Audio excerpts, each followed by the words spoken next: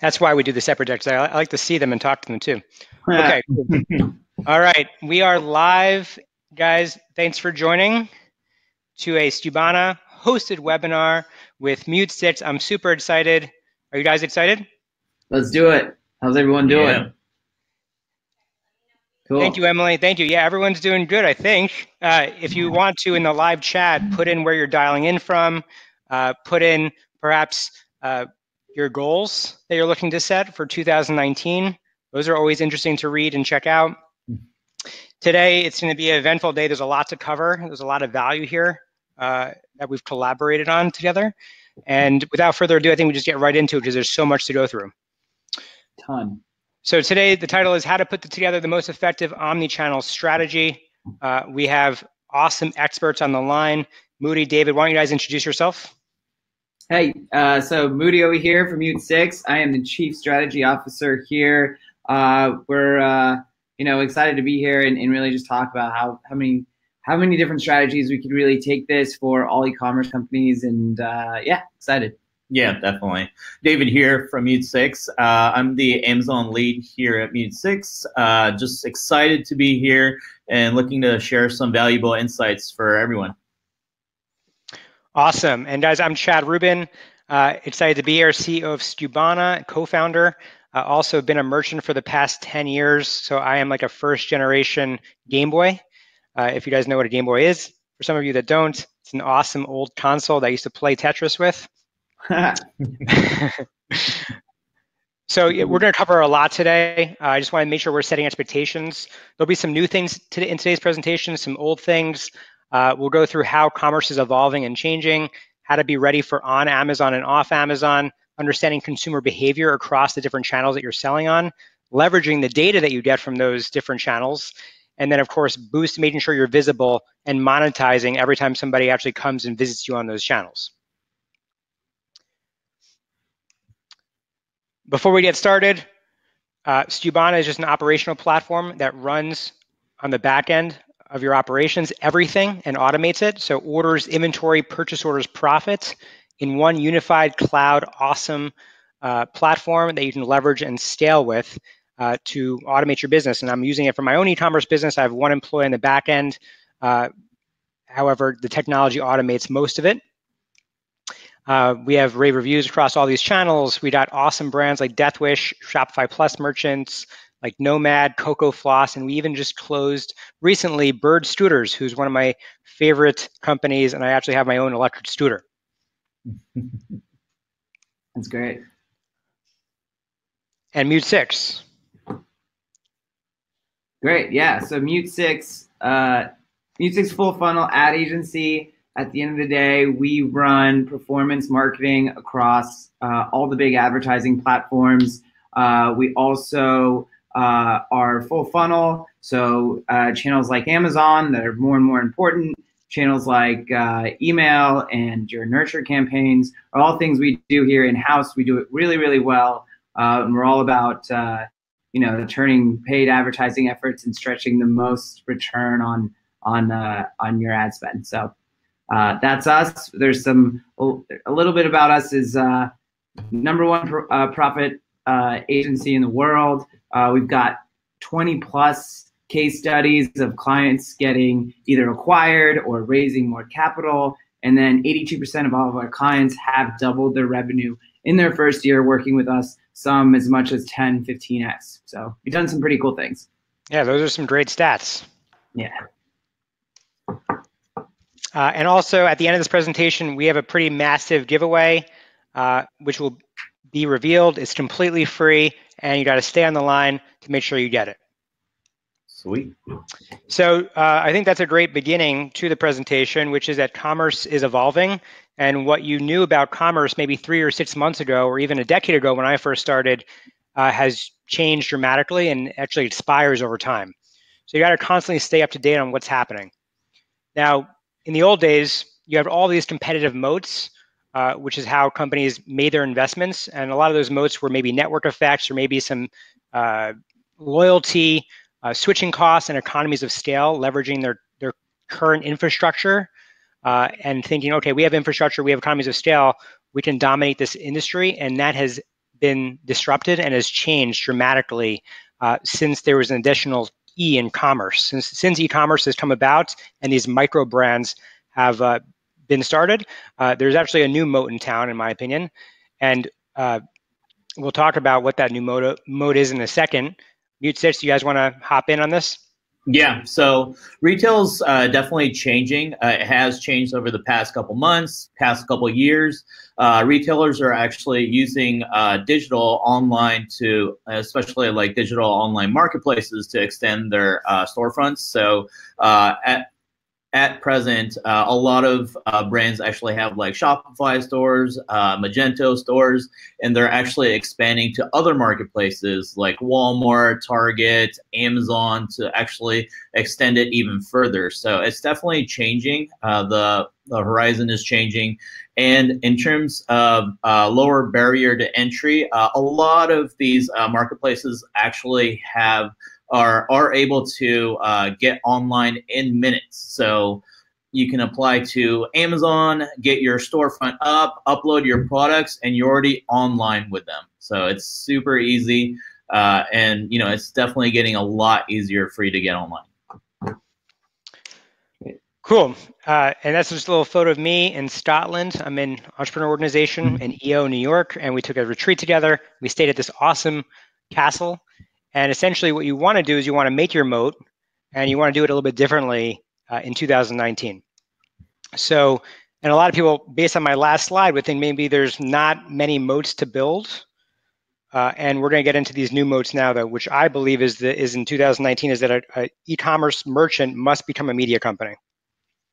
That's where the eyeballs are. And if you have content and you have eyeballs and you have dwell time, you actually can convert people to make those purchases. So you want to firstly make yourself a platform that they're going to you for the content, making yourself the experts. So instead of trying to find customers, you're essentially building an audience. And so it has to happen from the inside of your company and go outward. And lastly is to have a brand. And to me, I think there's going to be this bifurcation that happens in the coming years of the sort of no brand, which is being disintermediated by Amazon. And then you have the brands that exist off Amazon.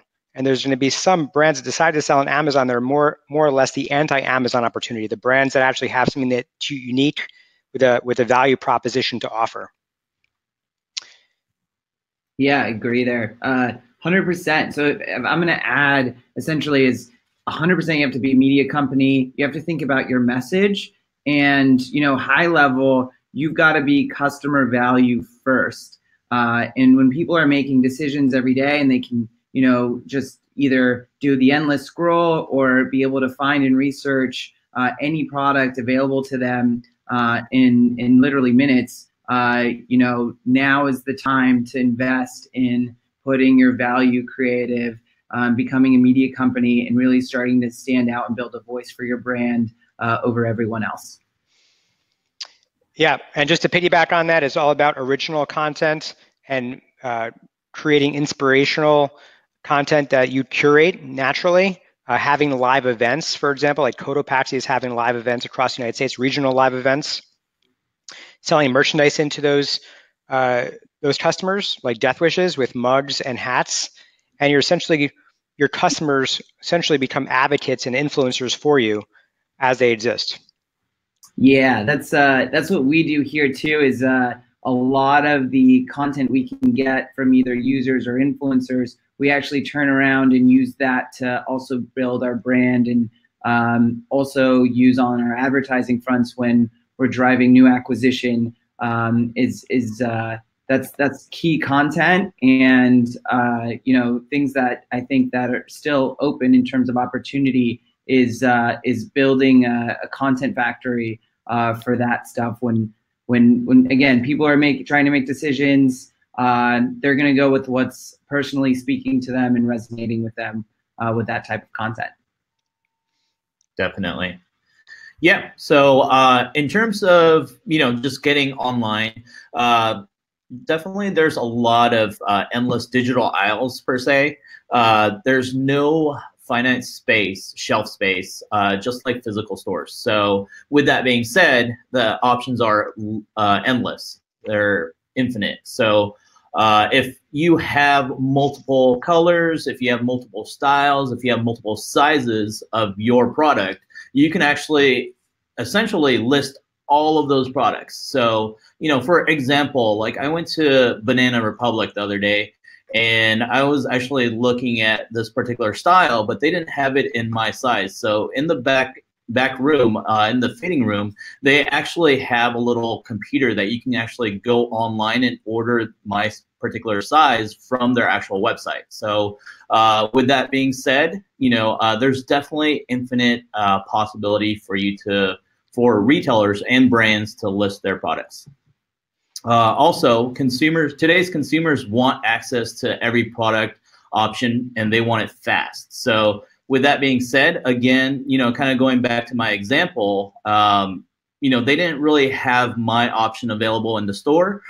So they were able to provide access to that instantly online. I was able to order it within the store, but also at the same time, I was able to access it fast. That they were able to provide shipping to my actual address. With that being said, in terms of like these marketplaces, especially Amazon, they actually have a lot of different variety, and they do 2-day shipping. So with that being said, everyone really appreciates the versatility and the variety that Amazon provides, as well as all these other marketplaces.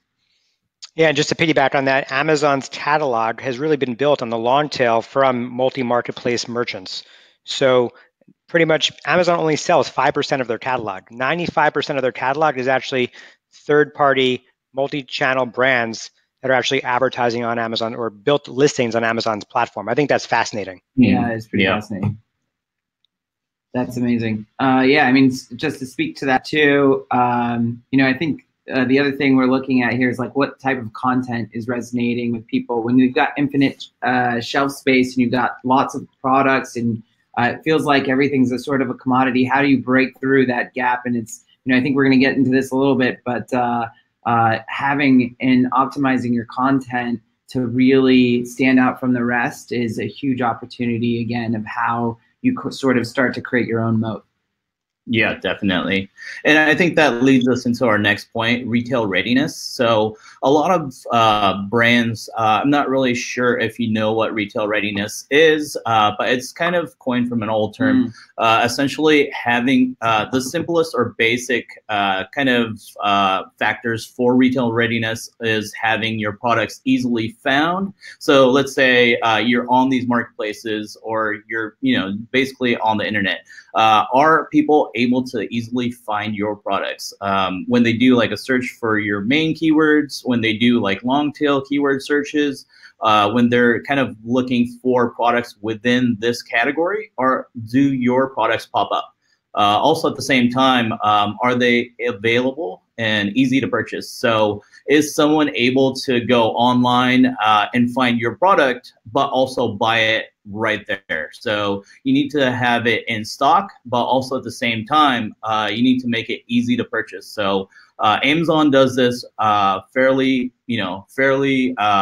easy.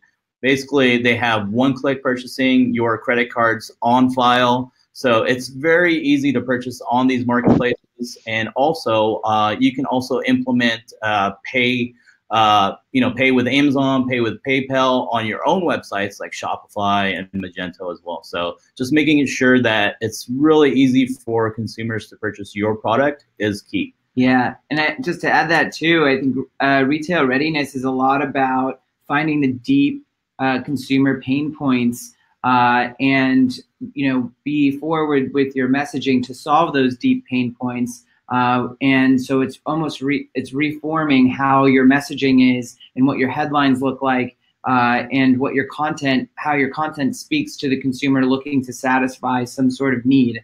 And that's key. And again, standing out. Yeah, definitely. And to piggyback on that, like a lot of people will take their, let's just say Shopify product detail page and just map it to a product detail page on Amazon.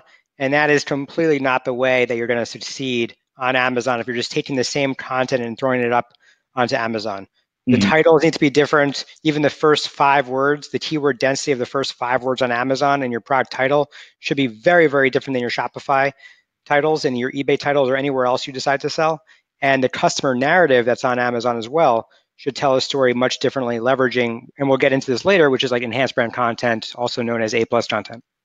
Yeah, definitely. And also just to kind of piggyback off that, just the content in general, like you should be looking at what audiences are coming to your products. So what audiences are viewing your products. So you should definitely be looking into your target audiences. And I feel like there's 3 different audiences available. There's one, there's the basic audience. So the basic shopper. So they might not know your products. They might not know your brand, what your products are used for. And with that being said, you have to really address, these type of shoppers and what they're looking for. At the same time, there's definitely the more advanced shopper, and they may know about the product, let's say coffee, for instance. So they may know about particular coffees and blends, but they may not know your brand. So definitely having a lot of information within your product content that addresses all of these different types of shoppers would definitely be helpful as well. With that being said, just kind of focusing in and honing down on the content, it really drives discovery. For one, making sure that you have done your keyword research, making sure that it's in-depth, you're covering all the keywords that you want to show up for, but also at the same time that you're looking at different categories of products that you want to show up for as well. You're also looking at the product content and making sure that it addresses the shopper's concerns. So that way they're able to convert right away. They don't have to do additional research. And at the same time that your content is really engaging. So they're really engaging, or the messaging really resonates with your brand. Yeah. Yeah. Keyword harvesting to me is like the domino, the one domino that you need to get right on Amazon. Yeah, definitely. All right. So utilizing creative is huge, especially on Amazon and other marketplaces, just because, to be honest, I feel like on Amazon, if you do a search for certain keywords, basically every single product you see on some of these searches, they have the exact same image. So what can you really do to stand out within, that marketplace or that, ocean of products? You really have to hone down on your content, your imagery, your video, and also at the same time, your enhanced content. So with that being said, here's just, a brief about, just a checklist of things that you can kind of do to kind of look at your own products. Do you have high quality images? Is your design on brand? Is the copy on brand? Are you addressing what shoppers are actually looking for when they're searching for this type of product? So let's say, they're searching for a mattress. How thick is the mattress? How soft is the mattress? Is it comfortable? Is the style matching their bed frame? There's so many questions that shoppers are asking. Are you really addressing all of those questions? Yeah, those questions are objections, and if you don't figure out a way to smooth those over, people are bouncing. They're looking for their answers, and again, with how fast people can shop and bounce around and check out different products, your enhanced product content better be really thought out, be simple and easy to understand and digest, and is one of the biggest factors in determining success on Amazon as you try to compete in the endless shelf space. So something we take very seriously here is how we look at optimizing all of this content and A/B testing constantly to make sure we're increasing that conversion rate, making the biggest impact we can as we learn about how we really satisfy the needs of the shoppers who are landing on our pages. Yeah, and one quick way to find those objections, if you're stunted at that point, is to essentially look at competitive reviews on Amazon, sort them by 1 star, and see what people say about them. Because like most people, when they're shopping, talking about the person that's going through the shopping journey, likely is looking at all the bad reviews. And if you can actually take those bad reviews and turn them into positives in your listings, it's a quick win for you.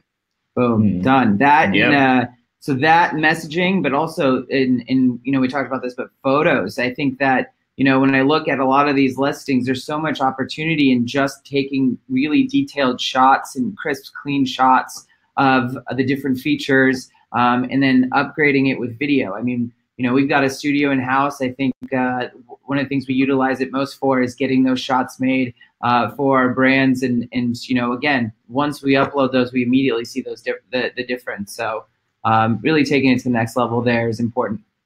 Yeah, definitely. And just making sure that your design, you design your images. So it's not just about uploading images, but also at the same time that you have, you're addressing the messaging, but also at the same time, people are, there's probably a very short attention span to, how engaged a person can be with a product listing. So you probably have about maybe 5-10 seconds to really capture the audience's engagement. So with that being said, making sure that your messaging is simplified and your design is simple. So. Yeah, I heard recently that shoppers have the attention span of a cat right now, which is roughly about 7 seconds. Yeah. And if you're shopping on Amazon mobile, so Amazon had their mobile moment, I think 2 years ago, where more than 50% of their revenue was coming from mobile. The first thing you see when you're on Amazon's mobile experience is just photos, and that's how people are buying. And so that's the importance of photos. Definitely. Yeah, definitely. And you can actually, not to change channels, but on social, it's like 0.5 seconds, is all you really have before people are scrolling past. People are scrolling 300 feet a day. That's the size of the Statue of Liberty. Is that serious? Yeah. I've never heard that stat before. That's awesome. It's crazy. And so you have to sit there and cut through that and create thumbstoppable content. So we've been, we've had our sort of, we're essentially PhDs at the news feed as of this point, and we're applying that logic to Amazon. It's pretty fun. All right, so we're moving into understanding the behavior on different channels. Oh, hey, that's perfect. What a transition. Yeah. Great segue. Yeah, great. So if we're going to talk about the different channels, right? So you've got search, you've got Amazon, people in the consideration set already. They're looking for what they want. Facebook, I think, is a layer above that. That's the discovery channel, right? That's where people are going to look for or discover new content. And so, I think that's the next most powerful channel for driving intent versus, your typical sort of just banner ads and GDN and programmatic. So that's how we're thinking. At the end of the day, path to purchase is no longer linear. You've got all of these channels that you're running media on, let's say, or you've got a presence in. People are searching on Amazon, they're searching your competitors, they're searching on your site. And sometimes even if they're landing on your site, they're moving to Amazon to actually make their buy because they're Prime members or because they're loyal to the reviews on Amazon. So you have to consider all of this in your strategy up front, whether it's promoting on media on all these different channels. And more than ever, you have to be authentic with your message and consistent across all of your different channels as you push that forward. You have anything to add, David? No, I think that's pretty much it. Basically, just making sure that you have a customer-centric approach and are providing that experience with all of your other, ads and other marketplaces. Just making sure that the messaging is all consistent, but also at the same time that you're really reaching the same messaging. And I'll point out that on this bullet here, consider consumer search behavior. You can actually get a ton of data from Amazon's A9 search because 80% of product searches are happening on Amazon right now. And so you can actually see what people are searching on Amazon through their search technology, and you can have the auto suggest show you what people are searching and let that become a pull process for you to decide how to advertise on Amazon versus off Amazon as you balance the channels out. Definitely. And the second thing I wanted to just point out is that a lot of searches not just happen on search on Amazon, but happen in the frequently bought together. So you can actually, like if someone's going to buy a pen and then they buy a notepad, they actually do frequently bought together. That upsell that Amazon offers under the image is a great place to essentially get more traction on Amazon. And even adding that to your own site is a great way to actually increase your average order value. And there's interesting websites out there that I'll actually show you people who bought this also bought this, and that entire web of how those products are actually purchased on Amazon. So you maybe even know what to make next or how to actually satisfy and increase that average order value. Yeah. And I think one thing to add to that is, definitely working with agencies is beneficial because just like Mute6, we actually manage Google, we manage Facebook, we manage Amazon for our clients. So just having that integration, and basically we share data. So across Google Shopping, there's also Google Trends. So with that being said, we might take like Amazon data and apply it to Google Shopping, and then vice versa. So. Yeah, and the same, I mean, Skubana, at least from a technology perspective, we have all these channels that we integrate with, B2B, B2C, and we essentially can group that in our platform. So you have one unique ID and understand the behavior of that shopper across Amazon, but also as they shop off Amazon, and actually create unique content and deliver that to Mute6, for example, so they can actually go and target those consumers that have bought from you before and make sure that you're increasing your LTV on those clients. Definitely. And I think that's a good segue into the next section, kind of leveraging the data, especially, the first part is the product data. So making sure that you leverage all of the, the product data across all of your channels, all of your marketplaces, all of your advertising. So making sure that you're leveraging the inventory, you're automating your inventory alerts, staying in stock, but also at the same time leveraging the business reports. So again, just like we've all been kind of saying, we should leverage all of the business reports, not just from one siloed channel, but overall using different tools like Skubana, using different platforms like Google, Amazon, using different marketplaces, just leveraging all of that and aggregating it so you can make more educated decisions. And by the way, I think did you mention Google Shopping Actions? Did I hear you mention that? No, but yeah, we can talk about it. It's okay. I thought you mentioned Google Shopping. Maybe it was. No, I mentioned Google Shopping, but it's definitely somewhere, again, another marketplace where you can basically utilize, it's sort of a new thing. It's competing with Amazon, and there's definitely another channel that you can consider. Totally. Okay, great. All right. So again, just utilizing third-party tools, not just utilizing one siloed approach. Just making sure that you're utilizing different software, different tools, different platforms to really drive performance for one, your top sellers. To your poor performers. So, your poor performers, on your website might not be the poor performers on a different channel. But also at the same time, you can leverage some of that data on Amazon per se on your website. So what's performing well, what keywords are performing well, should we input a certain keyword that's performing well on Amazon, on our website, but also at the same time, really leveraging these tools to give you more insight into this information. Great.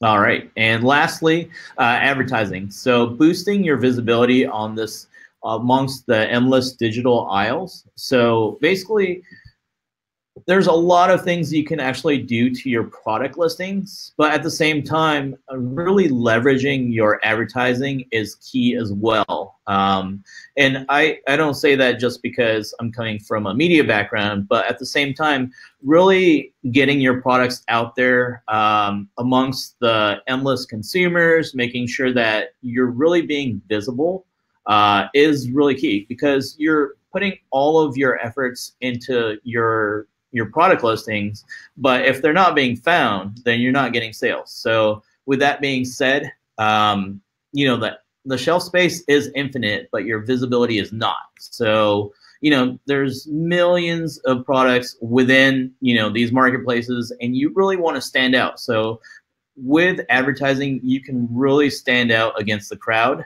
making sure that your products are visible. You know, you can get the top placements, you can get, you know, placements on product pages, you can get placements off of these platforms like on Facebook and Google, and just leveraging that will kind of help amongst the different channels. So, you know, if you start advertising on Facebook, that'll definitely impact your sales on Amazon, on Shopify, on, you know, all of these other marketplaces.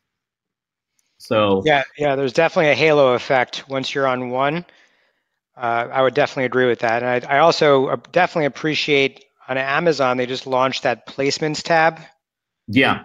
So the placements tab essentially allows you to essentially see where your traffic is going, where your impressions are, and then you can actually back into your conversion rate, whether it's directly targeting Amazon top of search or you're targeting the product detail pages, and essentially allocate and deploy capital based on that placements tab that they just launched in Amazon.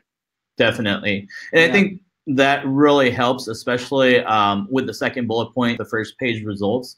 As we can see, studies show that products on the first page get pretty much 70 to 80% of all clicks. That's just not on Amazon. It could be on Google. It could be on other channels. So with that being said, you can leverage those placements, get the top results, and, you know, pretty much, you know, take more market share for yourself. Mm. Yeah, if you're not on page one, you're pretty much irrelevant. Yeah, Pretty much. So again, as you kind of mentioned, Chad, we should definitely optimize for different platforms. So making sure that, you know, the trend is going more towards mobile, especially digitally. So we want to make sure that we're kind of examining, you know, how our products are being shown on desktop, but on mobile as well. So, you know, there's a lot of, you know, brands that actually, you know, they optimize for desktop, but when you look at their product on mobile, it may not look that good, or the messaging might not be the same. You have to make sure that your messaging is consistent across desktop and mobile, but also at the same time, as Moody kind of pointed out, that people are really scanning. So if your product isn't really standing out, especially on mobile, which a lot of people are moving towards, then you won't really get noticed.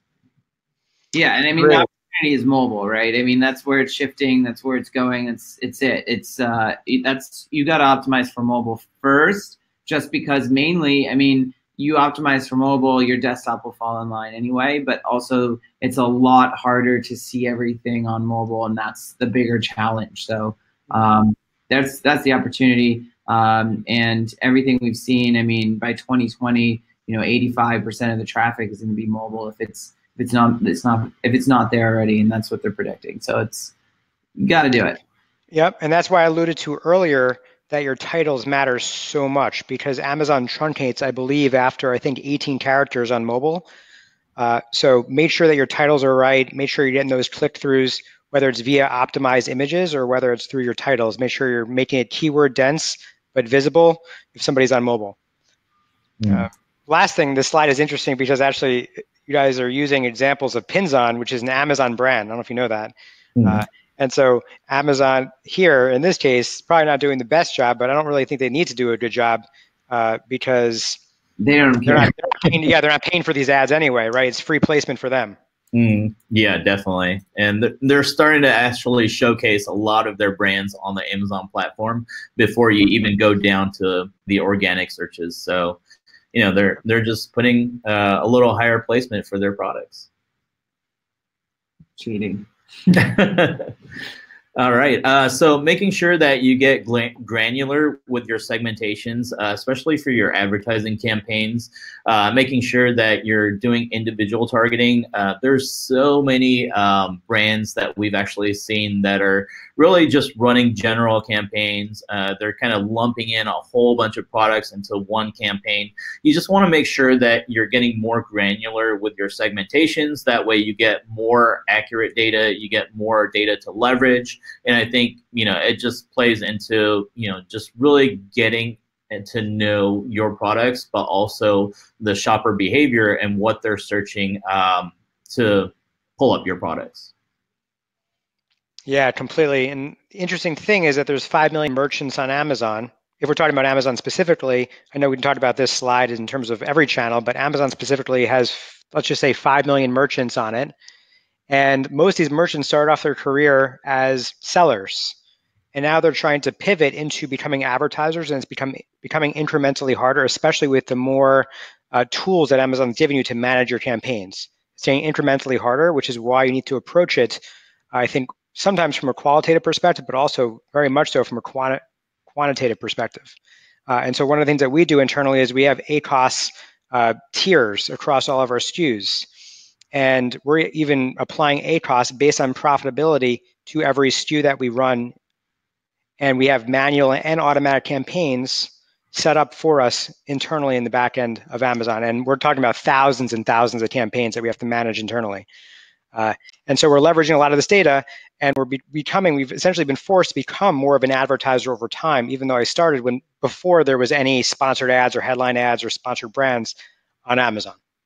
Yeah, definitely. I think it's huge, especially with these marketplaces where profitability is very low, but also at the same time, you really have to leverage, every cent, just because a lot of times there's a lot of fees involved, but, to stay profitable, you have to leverage like all of these different tools, just like Skubana, in order to make sure that you're being the most profitable.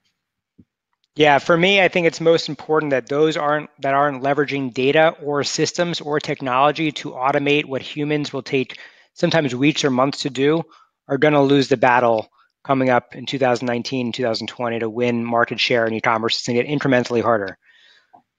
Take, for example, on this specific slide, performance and efficiency, Amazon launched the dynamic bidding, which is, I think, still in beta right now. Yep. Not every client has it, right? But they're giving people the option to essentially have Amazon adjust the bid up or down in real time on a percentage basis.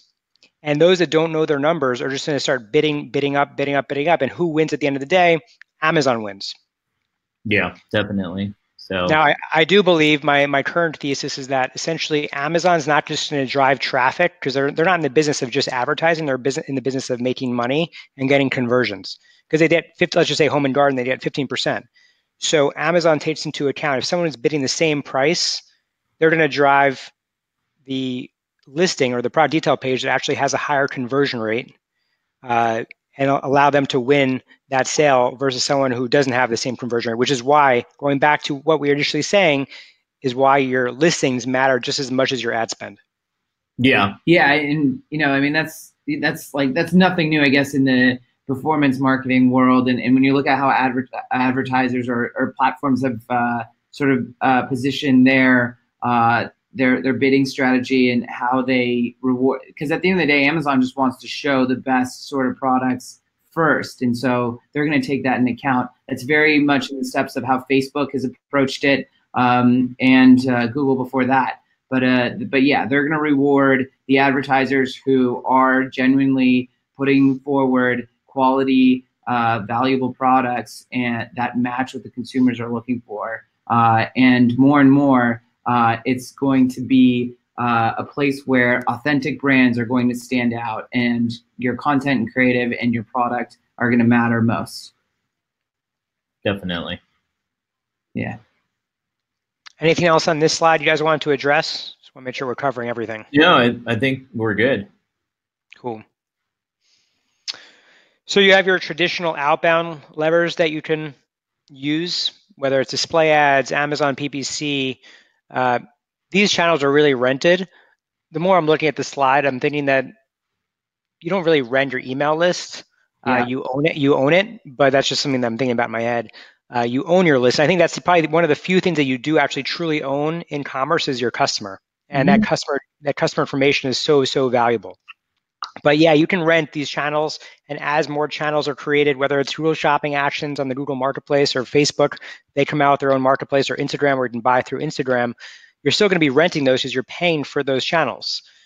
But for me, when we talk about the moat, which I think is a very fascinating, it's fascinating for me because I'm doing this at Skubana, where we're essentially building an audience.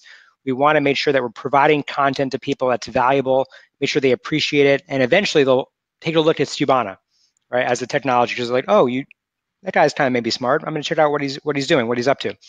So for me, you want to leverage what you can own, and one of the lowest hanging fruits to own is essentially these media levers that I'm putting here. So organic search, making sure your site is optimized for speed, but also has content and also domain authority.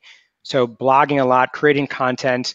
If you look at like Away Luggage, they're executing on this right now consistently, which is they have their own podcast now around travel. They have their own magazine around travel. Yep. Every time you buy something in store, they're actually giving you that magazine and essentially creating a community. So anyway, this is one way you can build a competitive moat, because essentially more and more of these channels are becoming rented. Yeah, and to add to that too, I think on the rent side, you've got influencer content, which is something that's rented, but also if you do it right, you can own that content, and that becomes something that you could leverage later into how you push your different sort of campaigns across the channels. Yeah, I mean, at the end of the day, you want to own the way your media. You want to own your strategy. You want to own your customer. And I think what we've seen is the clients of ours who really figure it out are the ones who have figured out the retention side, the email side, and how to bring that LTV up on the back end so they can grow and grow. Totally. So if you look at this quick search I did this is like for Skubana, right? We're coming up and we're competing for eyeballs with other media companies like Forbes or like Business Insider or Web Retailer. So everyone's competing for these eyeballs, and you just have to understand how to capitalize on them. So for anybody, I think I look at e-commerce, and I look at most commerce. It's really about real estate. Like it's like playing Monopoly. You want to be on every piece of the board to win. Yeah. And so for us, we want to rent those channels, but we also want to own our own channels because those are the most stable. We want to do everything. We want to be everywhere we possibly can, because anywhere there's dwell time, like you said, I think you said people are scrolling through 300 feet, right, on their mobile phone right now, right, in a feed. And so you want to be placed in that feed. You want to make sure that you're being seen and standing out. So you want to be in that real estate space, and you got to go where people are going. So for me, it's a combination of Amazon, Google, going social, understanding at least where voice is going. I don't think we're completely there yet. Now there's like URLs that you can figure out that maybe help with Amazon Choice, where you can just talk to Alexa and say, hey, I want to buy this, I have this vacuum bag, or it looks through your order history, and Amazon auto suggests that. But I think that's evolving over time. Yeah, I think voice is really, really small and not it's something to think about, but not something that, I think you do definitely get like first movers rights when you're trying to conquer shit like that. So something to think about, but I think volume is still very much on the channels above voice. And when you're talking about growth, social is still number one. Mainly because that's where people are going to discover content, and they already have that intent to do so. So so much of that is figuring out how to resonate, create resonating content, and be able to put that on that platform and drive your acquisition strategy, maybe to your site, maybe to marketplace. You know, and actually, speaking of which, we're seeing about, I'd say for our clients who have both Shopify or their own store and Amazon, we see as much as 30, 40, 50% movement from, or actually like sort of float to Amazon. So, you know, while we're driving purchases to Shopify, 40% are moving off to Amazon to actually make their purchase. And we're actually testing, we're in beta with using a couple platforms to track back purchases to our Facebook spend by matching purchase data to a database that allows us to link that all up back into Facebook. So that's been pretty fun, and we're getting about a 60% success match rate on that. So that's pretty cool. If we look at this map here, essentially what we're looking at is the overall acquisition map for digital. I think you've got, like, starting from the very, very core, you've got your customers and how you talk to them, your email, of course, your Google, your social channels, and then of course Amazon. But then just out of there, the middle ring, you've got your consideration set, and this is where people have the intent to buy, and they're either thinking about you or your competitors. And here's how you might talk to all of those people, whether it's through all of the social channels using a paid remarketing strategy, or being first and using paid placements on Amazon. Same sort of the social strategy on Google and search. And then also having those like welcome series set, your pop-ups, your messenger strategy. It gets pretty extensive in terms of all of the different ways you could talk to these different sets of people. And then finally prospecting, which really, you know, a strategy on any of these big prospecting channels will float all of your consideration set and your core customer decisions as you leverage each of those strategies. So this is a really interesting way to look at it. You know, I don't look at it in terms of like solid sort of slices of the pie of where you should be focusing your time. It really depends on what your products are, you know, and we've seen sort of everything in terms of strategies from you know, for e-commerce clients, from, you know, sort of demonstratable high price point products all the way to like fast fashion or cosmetics or health and wellness, to commodities, to devices. It's you know, generally everyone has a strategy that fits in this map. It's just really where to focus your time based off of how you're going to get that return, looking like from a bottom up, starting with your core customers, your consideration set of people who are looking for your products, and then finally your prospecting to drive a growth strategy that's going to move you forward and get you to scale. I love this map. I really appreciate you guys putting this together. It explains it so clearly. Yeah, you know, I coined it myself. Thank you. Nice. Oh, did you? Nice. Yeah, it's well done. Well done. Thank you. Thanks so much. So yeah, so I think that takes us to essentially the end here. We at Skubana, we're offering a bonus offer, like I mentioned and alluded to at the beginning. Hope you guys found this to be valuable. If you want more value, we're offering a free 15-minute brand strategy audit. So I'm blessed because I've been able to be a merchant for 10 years, and I still am, automated that business with one employee and a tech stack. But I also have the benefit of talking to some of the largest Amazon merchants on a weekly basis, some of the largest Shopify Plus merchants on a weekly basis. And so we would be able to sit down, go through your brand strategy, whether it's on Amazon or off Amazon. It's your time. Apply for it here at this link, which is bit.ly/Skubana bonus, and apply, and we'll make it happen. So I'm looking forward to it. I want to thank both Moody and Dave for their time today. And I'd like to open up to questions. Do you guys have the live chat open? Have you guys been seeing any live chats come through? Yeah, Yeah, there's a few questions here. Any tricks for frequently brought together? Example, how can I get my vacuum bags to be frequently bought with Auric Vacuum?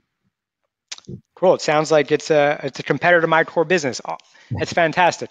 And I have no problem sharing because I'm all about sharing. So there's a few ways that you can look at frequently bought together. One is you could use ASIN sponsored targeting on Amazon. So they have recently launched that you can actually target specific ASINs to be shown on the product detail page. That's one way to influence frequently bought together. It's all algorithmically based. So the more people that buy with another product will increase the chances of you being placed on that product. A lot of purchases, I want to say it's roughly about 40% of purchases are happening on Amazon through frequently bought together. One way that you can look at it in your own business is to go to that placements tab that I mentioned earlier on Amazon that was just recently launched. And that placement tab will show you top of the search, and it'll show you the visitors. I believe you can also see your conversion rate there. And then you can look at your visitors and conversion rate on the product detail page, which is technically frequently bought together.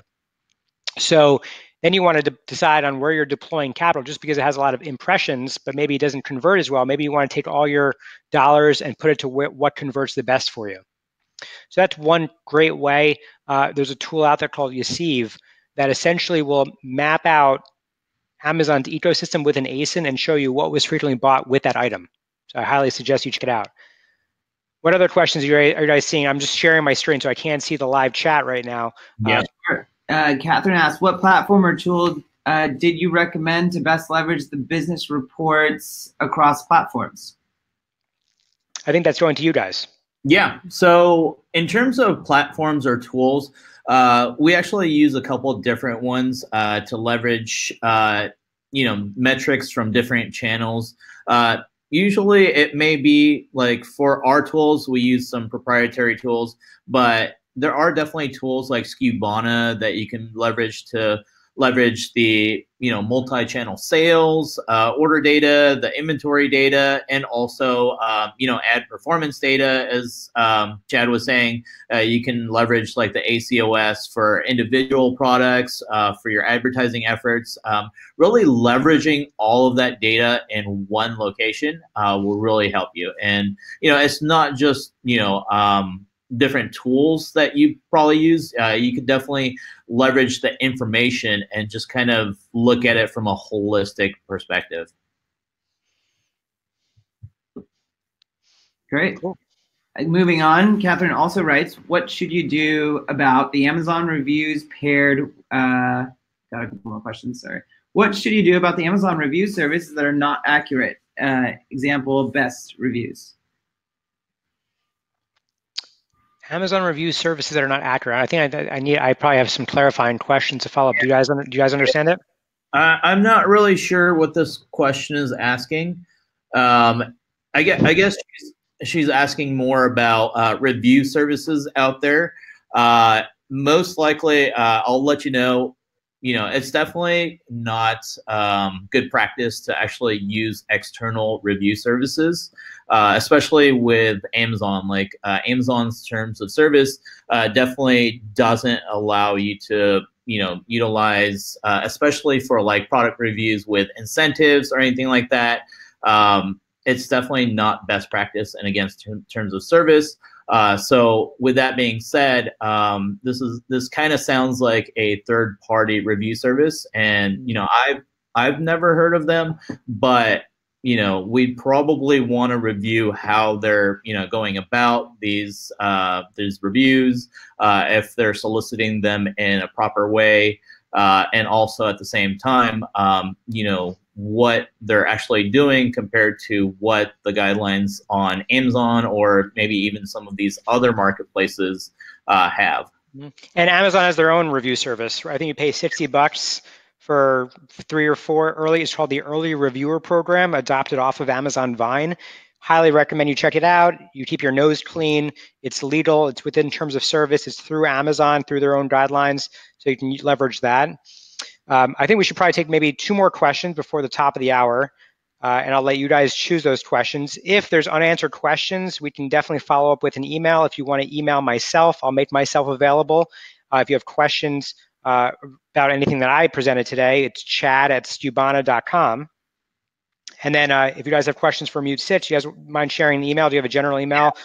Mine's really easy, moody@mute6.com. If you want to also just go over to our site and you want to apply for an audit on any of your acquisition channels, just go ahead and fill out our form. You can go ahead and do that, and we'll take a look at your acquisition strategy and see if we can help you out. But if you have any other questions, moody@mute6.com, or if you just want to say hello, please just email me there. And then David is davidu@mute6.com if you have any questions for him as well. Yeah, definitely. You guys have two more in the final round here.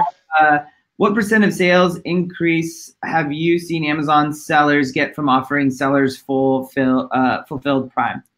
Yeah, so with Seller Fulfilled Prime, just Prime statistics in general. So we've actually seen a 20% increase in conversions just from going from fulfilled by manufacturer to Prime. So with that being said, Seller Fulfilled Prime is essentially, just having the Prime badge on your product listing. So on average, you can definitely expect, about a 20% increase in conversion rates, but that would definitely be dependent on your products, your categories that you're in, but on average around there.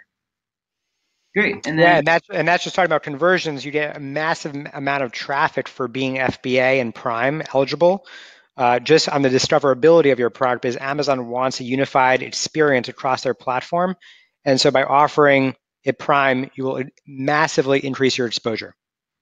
Definitely, yeah. Great, and then a question for you, Chad, is when will Skubana start listing on Amazon?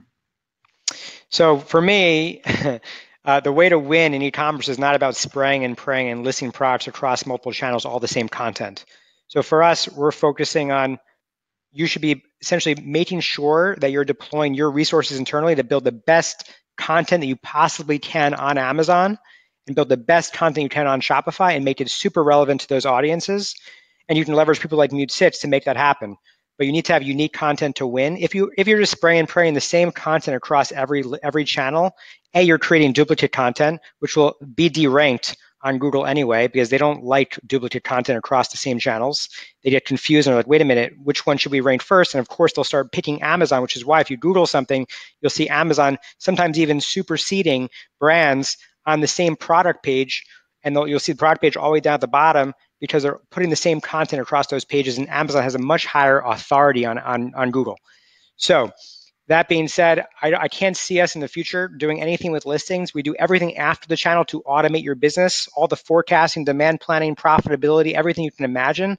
So you can actually take those calories and the RAM processing power and deploy it to the best use, which is building the best listings and doubling down on that endless aisle. Great, and then I think a couple of people asking if this is going to be taped and where they could potentially watch it again. Awesome. This will be taped. You can find the replay. We'll be sending the replay out after, I think probably next week, I would assume.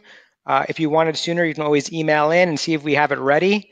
And looking forward to putting this up on the blog, putting this in Nugget Friday, and shouting it from the rooftops. Yeah. Great. Sounds good. Sounds good. Well, thank you, everyone, for your time. I appreciate it.